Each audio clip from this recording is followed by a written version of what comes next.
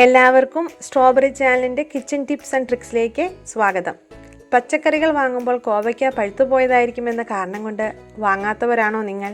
എങ്കിൽ ഇന്നത്തെ ടിപ്സ് നിങ്ങൾക്ക് വേണ്ടിയാണ്. എങ്ങനെ പഴുത്ത കോവയ്ക്ക പച്ചക്കോവയ്ക്കയുടെ അതേ രുചിയിൽ കറികളിൽ ചേർക്കാമെന്നാണ് പറയാൻ പോകുന്നത്. അതിനായി ഞാൻ ഇവിടെ ഒരു ബൗളിൽ കുറച്ച് കോവയ്ക്ക കഴുകി എടുത്തു വെച്ചിട്ടുണ്ട്. ആദ്യം നമുക്ക് ഒന്ന് കറി വെക്കേണ്ട പാകത്തിന് കട്ട് ചെയ്യാം. പഴുത്തതും പച്ചയും സെപ്പറേറ്റ് ചെയ്ത് വയ്ക്കാം. കണ്ടില്ലേ, എടുത്തു വച്ചിരുന്ന കോവയ്ക്കയുടെ പകുതി കൂടുതലും പഴുത്തുപോയതാണ്. ഇനി ഒരു ബൗളിൽ വെള്ളം എടുക്കാം. ഇതിലേക്ക് കോവയ്ക്ക ഇട്ട് നല്ലതുപോലെ പ്രസ് ചെയ്ത് കഴുകാം.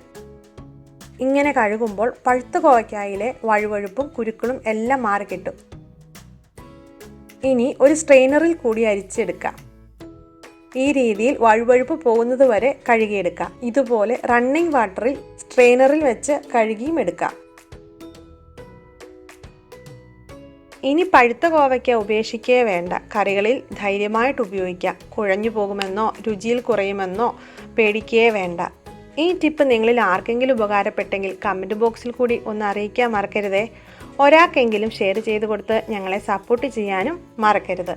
ഇതുപോലത്തെ നിങ്ങൾക്കറിയാവുന്ന നല്ല നല്ല പൊടിക്കൈകൾ മറ്റുള്ളവരുമായി ഷെയർ ചെയ്യാൻ ആഗ്രഹിക്കുന്നുവെങ്കിൽ കമൻറ്റ് ബോക്സിലൂടെ ഞങ്ങളെ അറിയിക്കുക. തുടർന്നുള്ള വീഡിയോസിൽ ഞങ്ങളത് ഇൻക്ലൂഡ് ചെയ്യാൻ ശ്രമിക്കാം. മറ്റൊരു വീഡിയോയിലൂടെ കാണാം. എല്ലാവർക്കും നന്ദി.